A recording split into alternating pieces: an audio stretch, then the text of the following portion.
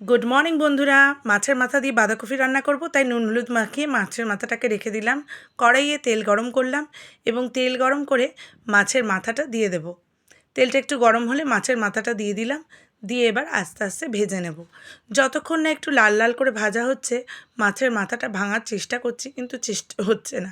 এবার আস্তে আস্তে মাছের মাথাটাকে লাল লাল করে ভেজে নিলাম। কাটা হয়নি বাঁধাকপি, ঘরে আনা আছে। এবার এক জায়গায় বসিয়েছি ডিমের ঝোল, সেটাও কড়াইশুঁটি দিয়ে সেটাও একটু নেড়ে নিলাম। মাছের মাথাটা ভেজে এবার বাঁধাকপিটাকে কুচি কুচি করে কেটে নেব। হ্যাঁ, আমার একটা বড় চপার আছে, সেই চপারের সাহায্যে বাঁধাকপিটাকে কুচিকে একদম ঝিরিঝিরি করে কেটে নেব। বন্ধুরা, চ্যানেলটি আপনারা সাবস্ক্রাইব করে দেবেন, আর ভালো লাগলে অবশ্যই একটু লাইক করে ফলো করে দেবেন। আচ্ছা, এবার ঝিরিঝিরি করে বাঁধাকপিটা কাটা হয়ে গেল।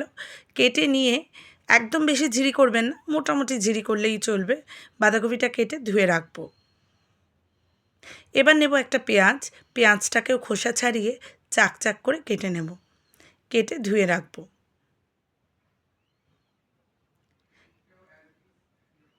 এবার কেটে নেব একটা আলু খোসা ছাড়াবো। নর্মাল মিডিয়াম সাইজ একটা আলু নিলাম, নিয়ে তার খোসা ছাড়িয়ে সেটাকেও চাক চাক করে একটু কেটে নেব।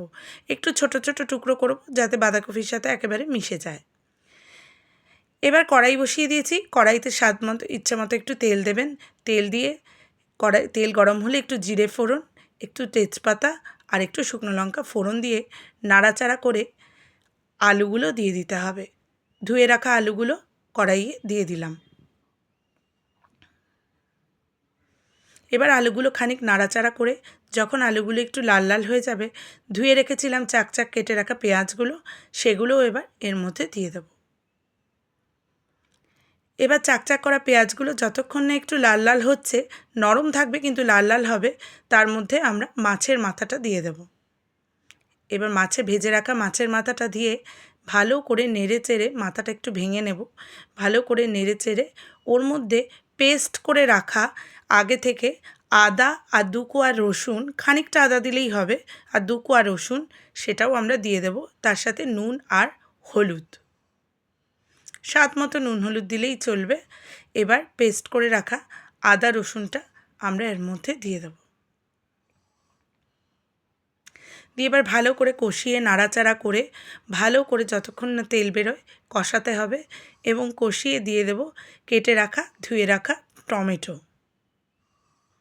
টমেটো দিয়ে ভালো করে নাড়াচাড়া করার পর এবার বাঁধাকপিটাকে দিয়ে দিতে হবে।